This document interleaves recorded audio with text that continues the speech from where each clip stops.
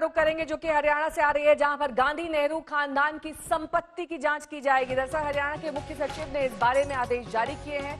इससे पहले रॉबर्ट वाड्रा की संपत्ति को लेकर सुर्खियां रही थी और इस बार हरियाणा की कुछ गांधी परिवार की संपत्तियों की जांच की जाएगी। मंजीत सहगल हमारे संवाददाता इस वक्त तमाम जानकारी के साथ जुड़ गए। मंजीत, क्या अपडेट, क्या जानकारी इस बारे में?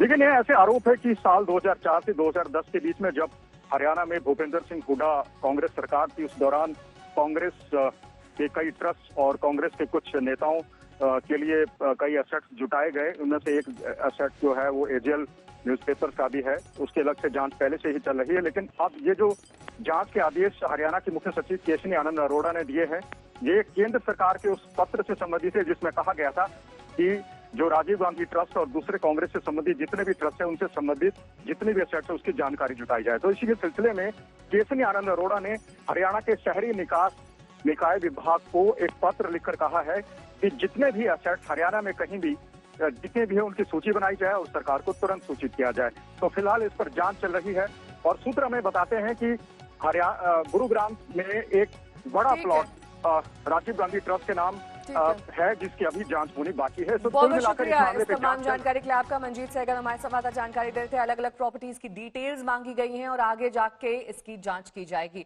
बात अब बिहार के बीमार अस्पतालों की, क्योंकि बिहार में मरीज इलाज के बगैर दम तोड़ रहे हैं।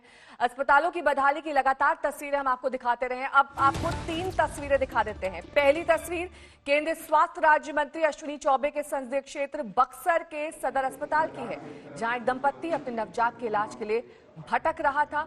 नवजात के पिता पर ऑक्सीजन सिलेंडर है और मां के हाथ में ट्रे में नवजात है। दूसरी तस्वीर एनएमसीएच पटना की है, जहां फर्श पर लेटा मरीज डॉक्टर का इंतजार कर रहा है। तीसरी तस्वीर भी पीएमसीएच के एक डॉक्टर की है, जिनकी पत्नी ने इसी बदहाल सिस्टम में दम तोड़ दिया। हम आपको तीनों खबरें दिखाएंगे, लेकिन शुरुआत करेंगे एनएमसीएच की खबर के साथ।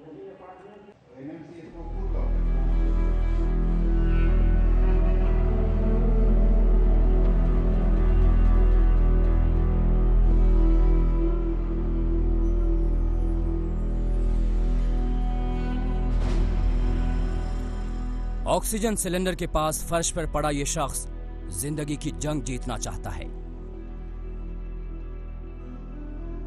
वो अपनी सांसें बचाए रखने के लिए हर घड़ी संघर्ष कर रहा है।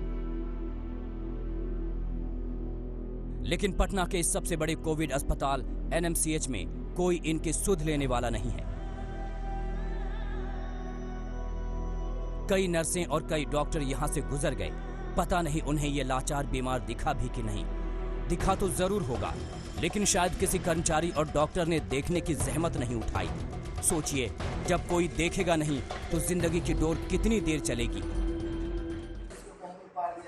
कोई सुनवाई नहीं हो रहा है। हम लोग सभी जगह कंप्लेन करके थक चुके हैं। सब लोग बोल रहे हैं कि जाइए हो जाएगा, जाइए हो जाएगा। इस वजह से लगातार यही हो रहा है। एनएमसीएच की बदहाली की तस्वीर लगातार सामने आ रही है। वार्ड में मरीज को पंखा झेलने की तस्वीर हो या पर्ची बनवाने के चक्कर में अस्पताल के बाहर कोविड मरीज की मौत, आज तक लगातार इन खबरों को दिखा रहा है।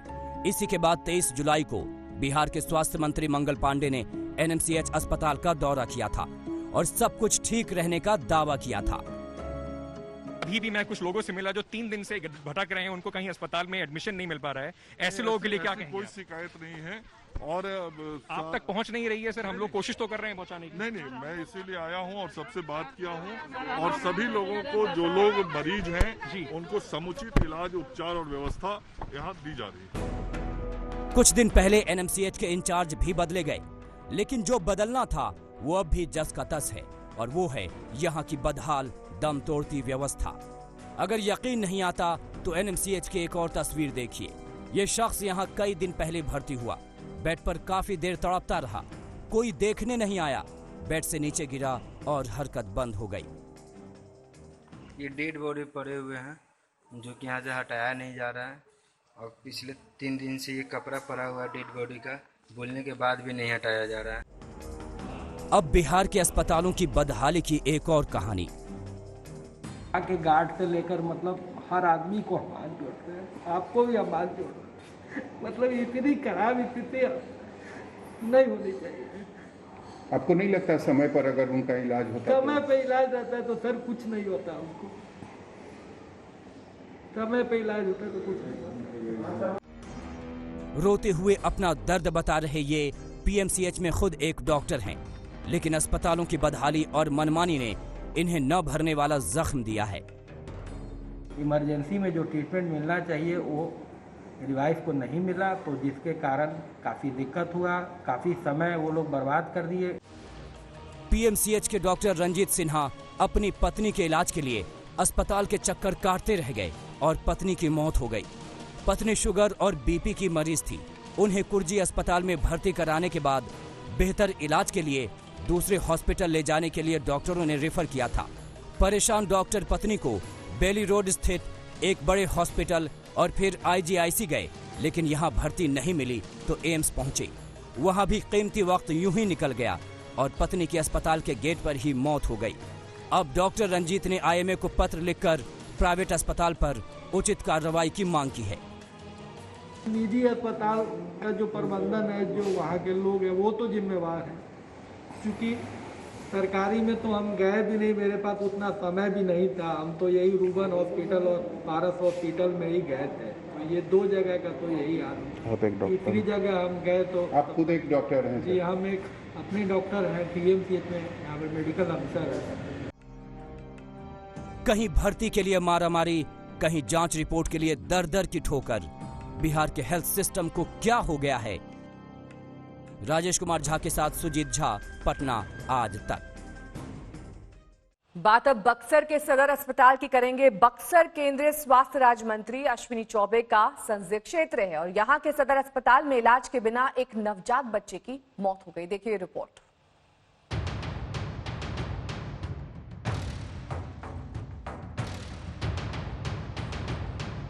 पिता के कंधे पर ऑक्सीजन, ट्रे में नवजात को थामे मां।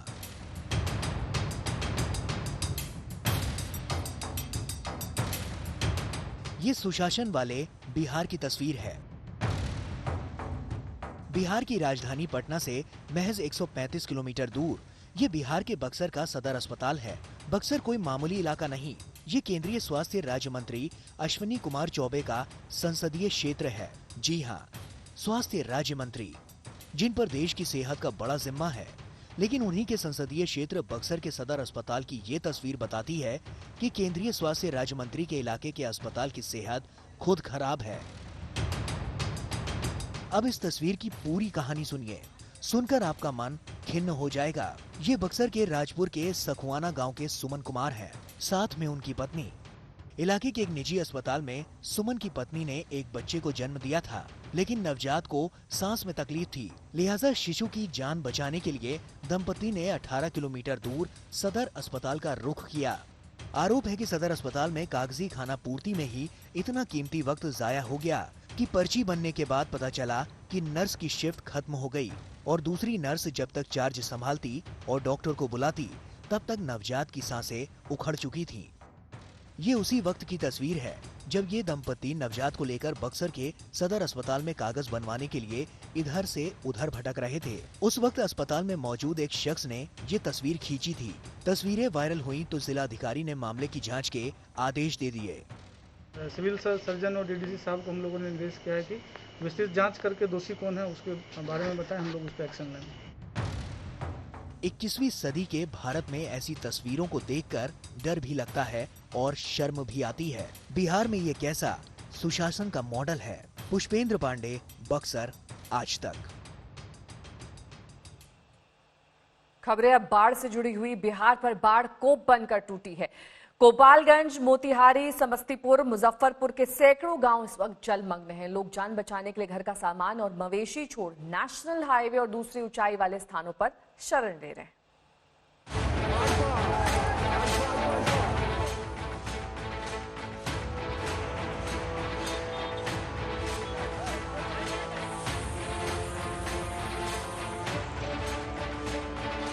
बिहार में नदियां रौद्र रूप दिखा रही हैं। गांव के गांव पानी में समाते जा रहे हैं। गांव की क्या बिसात जब शहर तक बाढ़ से घिरे हैं और तो और नेशनल हाईवे तक पर नदियों ने कब्जा कर लिया है।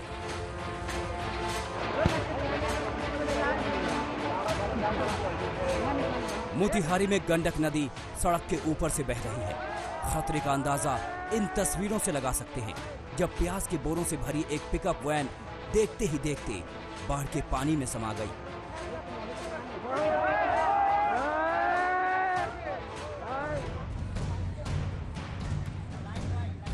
मोतिहारी में बाढ़ में जलमग्न एक महिला ने एनडीआरएफ की नाव पर ही नवजात बेटी को जन्म दिया। उन्हें प्रसव पीड़ा की सूचना पर एनडीआरएफ टीम लेने पहुंची थी, लेकिन गंडक के कहर के चलते पहुंचने में वक्त लगा और फिर अस्पताल पहुंचने से पहले ही बच्ची का जन्म हो गया। गनीमत है कि अब अस्पताल में दोनों स्वस्थ हैं। समस्तीपुर के कल्याणपुर प्रखंड में बागमती नदी का कहर ऐसा टूटा है कि कई गांवों का संपर्क मुख्यालय से टूट चुका है। लोगों ने एक ऊंचे स्कूल की इमारत पर ठिकाना बनाया है,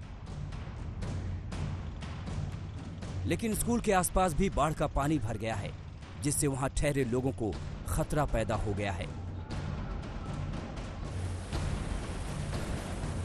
गोपालगंज में सारण तटबंध टूट जाने की वजह से बरौली प्रखंड के कई गांवों में 7 से 8 फीट पानी भर गया है। कोई रस्सी के सहारे जान बचाने के लिए भाग रहा है, तो कोई नाव की मदद से। इंसान तो जैसे तैसे निकल जा रहे हैं, लेकिन जानवर भगवान भरोसे हैं। घर में रखा सामान भी छोड़कर भागना पड़ रहा है, क्योंकि बाढ़ का पानी लगातार बढ़ रहा है।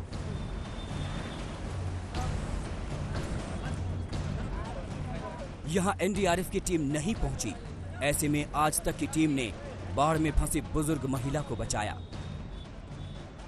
डूब गइल बानी, हमर घर दीवार हमर डूब गइल बा, इतना कोनो व्यवस्था नहीं किया। हमर बालो बचा और कहीं होने का और होने कोई बालो के नहीं। मुजफ्फरपुर जिले में गंडक नदी ने भारी तबाही मचाई है। आज तक की टीम हालात का जायजा लेने के लिए मुजफ्फरपुर के मिठनपुरा और माधोपुर गांव पहुंची, तो देखा कि बाढ़ प्रभावित लोग अपना सामान लेकर नाव से NH57 की तरफ जा रहे हैं। अब देखिए किस तरीके से नेशनल हाईवे 57 जो है अब बाढ़ पीड़ितों का जो है वो आशियां बन गया है। किस तरीके से जैसे जैसे लोगों के घरों में पानी घुसता गया है, गांव में पानी घुसता गया है, उसके बाद मजबूरी में अब लोगों को राष्ट्रीय राजमार्ग यानी कि NH57 पर जो है वो अपना ठिकाना बनाना पड़ा है। यहीं पर बाढ़ राहत शिविर चल रहा है और आप देखिए किस तरीके से सैकड़ों की संख्या में जो बाढ़ प्रभावित लोग हैं, परिवार हैं, वो NH के बीचों बीच यहाँ आकर अपना जो है आशिया उन्होंने बनाया है। यहाँ दर्जनों गांव में कमर तक पानी भर चुका है। घर बार, खेत खलिहान सब बाढ़ ले चुकी है।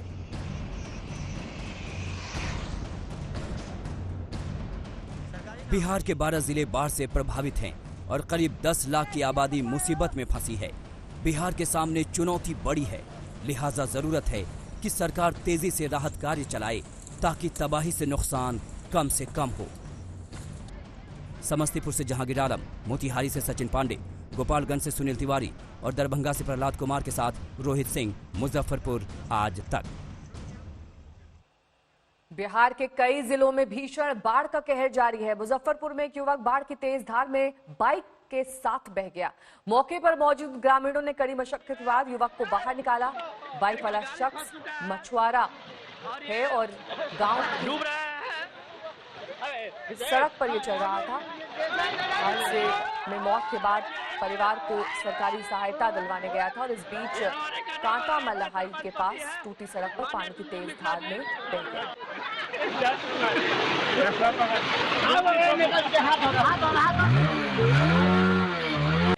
देखिए ये हमारे माननीय सरपंच साहब जो बाढ़ के पानी में इनका गाड़ी फंस चुका है और ये डूब रहा है। आगे बढ़ेंगे, आपको दिखाएंगे यूपी के महोबा की तस्वीर, जहां के जिला अस्पताल की हैरान कर देने वाली तस्वीर सामने आई है। आधे घंटे की मूसलाधार बारिश में महोबा का जिला अस्पताल पानी पानी हो गया। अस्पताल में इतना पानी भर गया कि अस्पताल तालाब में तब्दील हो गया। तस्वीरें इस अस्पताल के भीतर की, जहां पर घुटनों तक ये पानी भरा हुआ है, जहां तहां सामान इसमें तैर रहा है और गंदगी और व्यवस्था का बुरा हाल। यूपी के महोबा के एक अस्पताल के अंदर की तस्वीरें, अंदाजा आप लगा सकते हैं कि यहाँ पर किस तरीके से इलाज किया जा रहा होगा, कैसे चिकित्सा मुहैया करवाई जा रही होगी, जब अंदर पानी से नर्सेज और डॉक्टर को जूझना पड़ रहा है। मुंबई की बात करेंगे, जहां पर कई इलाकों में आज फिर से मूसलाधार बारिश हुई। हिंद माता समेत मुंबई के कई इलाकों में बारिश के बाद जल जमाव हो गया। कई जगहों पर बारिश के बाद ट्रैफिक बाधित है। तस्वीरें आपको दिखा देते हैं। इन तस्वीरों में आप साफ तौर पर देख सकते हैं कि कैसे सड़कों पर कई फीट तक पानी भरा हुआ है। वहां से ये रिपोर्ट देखिए। सोमवार सुबह से मुंबई के कई इलाकों में भारी बरसात देखी जा रही है। इस वक्त मुंबई के हिंद माता इलाके में है, जहां लो लाइंग एरिया माना जाता है, वहां पर पानी सुबह में भर गया था। इस वक्त बीएमसी प्रशासन जो पानी भरा हुआ है उसे निकालकर रास्ता साफ करने की कोशिश कर रही है, क्योंकि मंडे सुबह का दिन है, लोग ऑफिस आना जाना शुरू करेंगे तो ट्रैफिक की प्रॉब्लम लो लाइंग एरियाज में मुंबई में देखी जा सकती है। जहाँ तक मौसम विभाग की बात है तो उनका कहना है कि सुबह में जो बारिश हुई है वो छोड़कर मुंबई के ऊपर ऐसे ज़्यादा बारिश का अंदेशा नहीं है, तो आज सुबह के बाद ज़्यादा बारिश नहीं होगी ऐसा अंदेशा मौसम विभाग ने जताया है। लेकिन फिलहाल जो सुबह की बारिश हुई थी उससे लो लाइंग एरियाज में जल भराव सामने आ रहा है। कैमरा पर्सन मंगेश आमरे के साथ मुस्तफा शेख, मुंबई आज तक। बात अब राजस्थान की सियासी जंग की करेंगे, जहां की लड़ाई अब दिल्ली शिफ्ट हो चुकी है। आज सुप्रीम कोर्ट में राज्यपाल के नोटिस पर सुनवाई होनी है।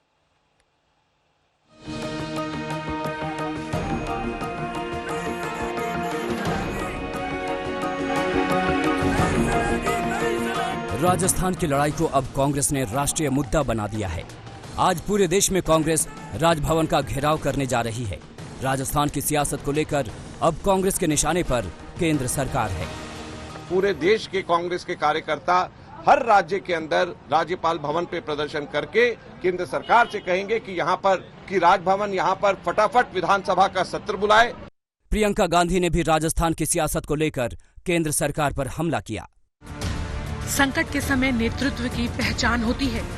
कोरोना के राष्ट्रीय संकट में देश को जनहित में काम करने वाले नेतृत्व की जरूरत है, मगर केंद्र की बीजेपी सरकार ने जनता द्वारा चुनी गई सरकारों को गिराने की कोशिश कर अपनी मंशा और अपना चरित्र साफ कर दिया है। जवाब जनता देगी। राज्यपाल के खिलाफ कांग्रेस नेता अब खुलकर बोल रहे हैं।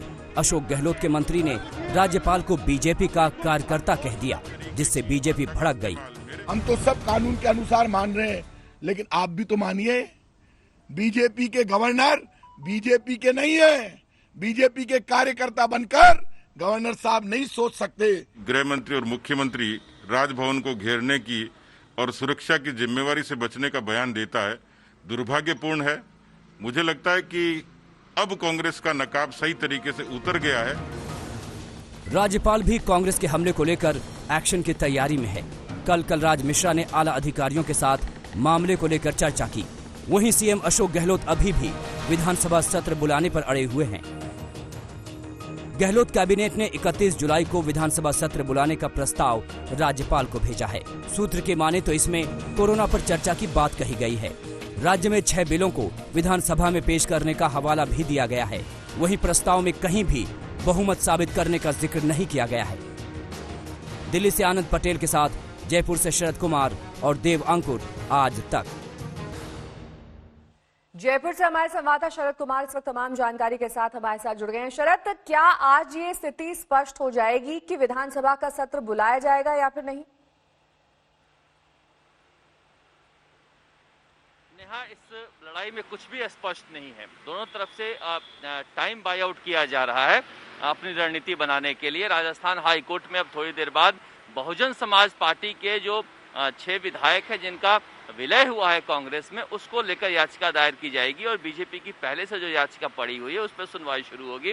इसके अलावा जनहित याचिका एक और दायर की जा रही है राज्यपाल के आचरण के खिलाफ। यानी मामले अब कोर्ट में लड़े जाएंगे। उधर सुप्रीम कोर्ट को लेकर एक बड़ी चर्चा है कि विधानसभा अध्यक्ष अपनी याचिका वापस ले सकते हैं, क्योंकि उन्हें लग रहा है कि वहां पर मामला लंबा खींचेगा। कुल मिला के देखा जाए तो ये कहा जा सकता है कि अब कांग्रेस ने तय किया है कि कोर्ट और जांच एजेंसियों को छोड़कर सड़क पर लड़ा जाए और एक दबाव बनाया जाए, इसीलिए प्रदर्शन रखा गया है। लेकिन प्रदर्शन से भी डर रहे हैं कि अगर जयपुर में प्रदर्शन हुआ तो कानून व्यवस्था का हवाला देकर राष्ट्रपति शासन लगाया जा सकता है, इसलिए जयपुर में कहीं भी प्रदर्शन नहीं किया जाएगा, न राजभवन में न बाहर। बिल्कुल केवल फेयरमाउंट होटल के बालरूम में एक सभा होगी और सभा को मुख्यमंत्री अशोक गहलोत और कांग्रेस के दूसरे नेता संबोधित करेंगे। नहीं शरद, अगर ऐसा ही था, लेकिन अगर सबकी नजरें आज कानून व्यवस्था राजस्थान की इतनी हाईकोर्ट चिंता पे टिकी थी है। और ये चिंता थी कि राष्ट्रपति शासन ना लगाया जाए, तो शुक्रवार को हमने देखा था कि राजभवन के भीतर ही प्रदर्शन शुरू हो गया था, फिर वहां पर क्यों प्रदर्शन किया गया? नेहा, ये जो आफ्टर थॉट्स होते हैं, उस समय क्या अचानक से जब झटका लगा इन्हें, पहले सुप्रीम कोर्ट से लगा था, हाई कोर्ट से लगा था, तो गुस्से में पहुंच गए और उन्हें लगा कि गुस्से में हम बात मनवा लेंगे। लेकिन जब लगा कि बीजेपी काफी फूक कर कदम रख रही है और रणनीति से चल रही है, तब इन्होंने वापस कदम खींचे हैं और अब को इनको लगता है कि उस दिन जो कुछ किया वो हमारे खिलाफ जा सकता है, इसलिए एक कदम पीछे खींचकर अब नई रणनीति बना रहे हैं। लेकिन बीजेपी ने नहले पे दहला मार दिया है। बहुजन समाज पार्टी ने जिस तरह से व्हिप जारी किया है और हाईकोर्ट में जा रहे हैं, अगर ये 6 विधायकों की सदस्यता खत्म होती है, जैसा कि कोई हरियाणा हाईकोर्ट का वो निर्णय बता रहे हैं, तो कांग्रेस के लिए एक बड़ा झटका लग सकता है। इसी वजह से कांग्रेस के खेमे में मायूसी है और मायूसी जो है उसको ये गुस्सा बनाकर सड़क पर लड़ना चाहते हैं और अब सड़क पर लड़ने की रणनीति अपना रहे हैं, क्योंकि इन्हें लगता है कि कोर्ट में सड़क पर लड़ने की रणनीति है, लेकिन इससे जयपुर अछूता रहेगा। अलग अलग राजभवनों में आज प्रदर्शन की तैयारी की गई है, लेकिन राजस्थान के राजभवन में ऐसा नहीं किया जाएगा। बहरहाल अब बात कोरोना संक्रमण की करेंगे। देश भर में कोरोना का संक्रमण लगातार बढ़ रहा है, तेजी से फैल रहा है, मगर इस संक्रमण के बीच देश खुद को ढाल रहा है। इसीलिए इस कोरोना काल में भी अब अनलॉक 3 की तैयारियां चल रही है। माना जा रहा है कि अनलॉक 3 में शर्तों के साथ सिनेमा हॉल्स और जिम खोले जा सकते हैं।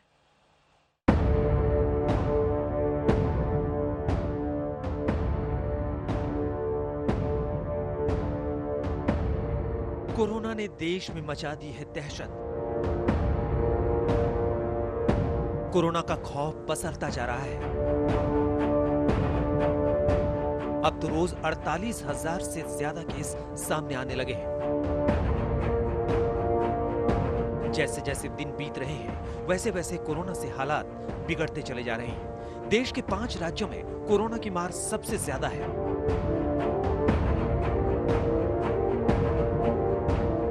देश में कोरोना संक्रमितों का आंकड़ा 13,85,000 के पार चला गया है। लेकिन अच्छी बात यह है कि कोरोना की लड़ाई देश पूरे एहतियात के साथ लड़ रहा है। पिछले कुछ महीनों से पूरे देश ने एकजुट होकर जिस तरह कोरोना से मुकाबला किया है, उसने अनेक आशंकाओं को गलत साबित कर दिया है। आज हमारे देश में रिकवरी रेट अन्य देशों के मुकाबले बेहतर है। साथ ही हमारे देश में कोरोना से मृत्यु दर भी दुनिया के ज्यादातर देशों से काफी कम है। कोरोना ने यूं तो देश में डर का माहौल बना दिया है, लेकिन इस कोरोना काल में भी धीरे धीरे स्थितियों को सुधारने की कवायद शुरू हो गई है। अब चर्चा चल निकली है कि कोरोना की मार के बीच अनलॉक 3 होने वाला है। सूचना प्रसारण मंत्रालय ने इस विषय में गृह मंत्रालय को एक प्रस्ताव भेजा है, जिसमें कई बातें कही गई हैं। 1 अगस्त से अनलॉक 3 शुरू हो रहा है। 1 अगस्त से सिनेमा हॉल खुल सकते हैं। सोशल डिस्टेंसिंग के साथ सिनेमा हॉल खोले जाएंगे। सिनेमा हॉल मालिक 50% दर्शकों के साथ हॉल खोलना चाहते हैं, जबकि सूचना प्रसारण मंत्रालय चाहता है कि 25% दर्शकों के साथ ही सिनेमा हॉल खोले जाएं। सिनेमा हॉल में 2 गज की दूरी और जरूरी एहतियात बरते जाएं।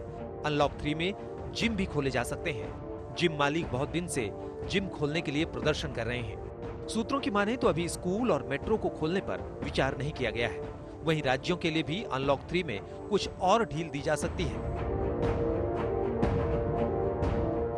आपको बता दें कि कोरोना के बढ़ते संक्रमण को रोकने के लिए मार्च महीने में पूरे देश में लॉकडाउन लगाया गया था, जो जून महीने तक चला।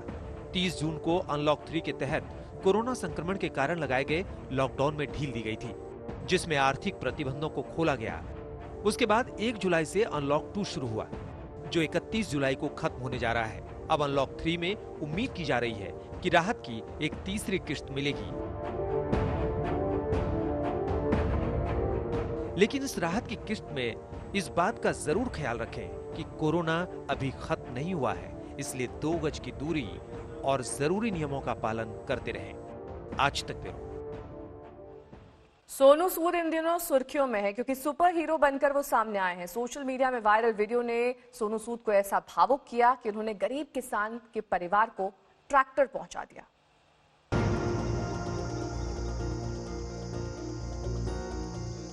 जिस परिवार के घर में खेत जोतने के साधन नहीं थे, परिवार की 2 बेटियां माता पिता की मदद के लिए हल जोत रही थी, उनके लिए एक्टर सोनू सूद मसीहा बनकर आए और परिवार को गिफ्ट में एक ट्रैक्टर दे दिया, जिसके बाद इस गरीब परिवार की खुशी का ठिकाना नहीं रहा। నిజంగా ఆయన సినిమాల్లో విలన్ వేషాలు వేసిన ఆయన రియల్ హీరో అనిపించింది ఆ రోజు. అది ఈ రోజు మాకు కూడా వర్తించి మాకు కూడా సహాయం చేయడానికి ముందుకు వచ్చి మాకు నిజంగా మా అందరికీ దేవుడై నిలిచినాడని చెప్పేసి సందర్భంగా నేను తెలియజేస్తున్నాను. कुछ दिन से ये तस्वीरें सोशल मीडिया पर वायरल हो रही थी, जिसमें आंध्र प्रदेश के चित्तूर में गरीब परिवार की बेटियां हल जोतने को मजबूर थीं। ये तस्वीरें देखने के बाद सोनू सूद खुद भावुक हो गए और वीडियो शेयर करते हुए 2 बैल देने की बात कही। कल सुबह उनके पास बैल की एक जोड़ी होगी, लड़कियों को अपनी शिक्षा पर ध्यान केंद्रित करने दे। कल से 2 बैल अपने खेतों की जुताई करेंगे। किसान इस देश का गौरव है, उनकी रक्षा करें। इस ट्वीट के कुछ घंटे बाद ही सोनू सूद का मन बदल गया। उन्होंने किसान परिवार की बड़ी मदद करने की ठानी और बैल की बजाय ट्रैक्टर देने का वादा किया। ये परिवार बैल की एक जोड़ी के लायक नहीं, बल्कि वे एक ट्रैक्टर के लायक हैं, इसलिए आपको भेज रहा हूं। शाम तक एक ट्रैक्टर आपके खेतों की जुताई कर रहा होगा। खुश रहें। सोनू सूद ने वादे के मुताबिक अपना काम भी किया और परिवार के पास अगले ही दिन ट्रैक्टर पहुंच गया। अब इस खेतों में बेटियां नहीं काम करेंगी, बल्कि ट्रैक्टर दौड़ेगा, सोनू सूद का ट्रैक्टर। इस परिवार के लिए सूद किसी मसीहा से कम नहीं है। आशीष पांडे, चित्तूर, आज तक। बात अब अयोध्या की करेंगे। 5 अगस्त को राम मंदिर के लिए भूमि पूजन होना है और इससे पहले 3 अगस्त से ही राम नगरी में भव्य माहौल बनने लगेगा। 3 और 4 अगस्त को अयोध्या को दीपों से रोशन किया जाएगा।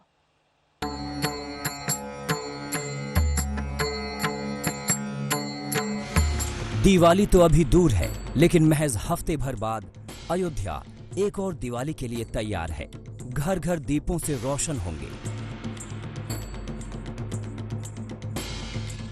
अयोध्या का कोना कोना दिए की रोशनी से जगमग होगा। सरयू का किनारा, तमाम मंदिर, तमाम सड़कें, हर जगह उल्लास की रोशनी होगी। आयोजन इतना भव्य कि जब भी दुनिया में कहीं कोई दिए का नाम लेगा तो उसे भगवान राम की भूमि अयोध्या की याद आएगी।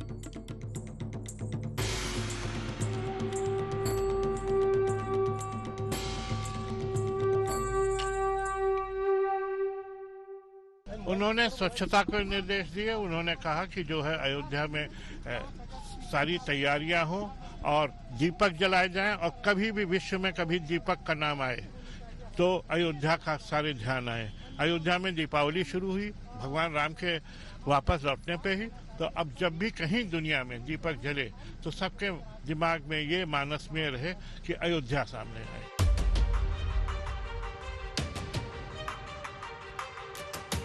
आप सोच रहे होंगे अगस्त के महीने में ऐसा क्या हो रहा है कि अयोध्या में दिवाली की तैयारी शुरू हो गई है। दरअसल ये 5 अगस्त को अयोध्या में भव्य राम मंदिर के लिए होने वाले भूमि पूजन का हिस्सा है। 5 को प्रधानमंत्री मंदिर भूमि पूजन के लिए आएंगे, लेकिन इससे पहले 3 अगस्त से ही भव्य माहौल बनना शुरू हो जाएगा। कल यूपी के सीएम योगी आदित्यनाथ ने अयोध्या में 5 अगस्त के पीएम और भूमि पूजन के कार्यक्रम की तैयारियों की समीक्षा की और तमाम तरह के दिशा निर्देश दिए।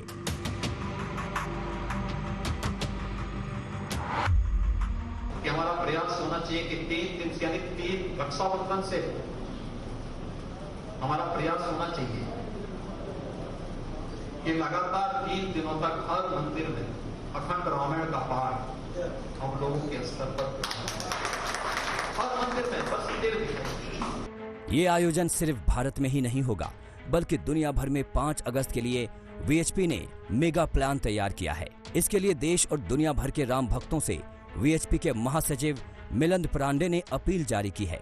राम भक्तों से अपील की गई है कि 5 अगस्त को सुबह 10:30 बजे से साधु संत चाहे दुनिया के किसी भी हिस्से में हों, अपने आश्रमों, मंदिरों, मठों में भगवान की पूजा और कीर्तन करें और प्रसाद बांटें।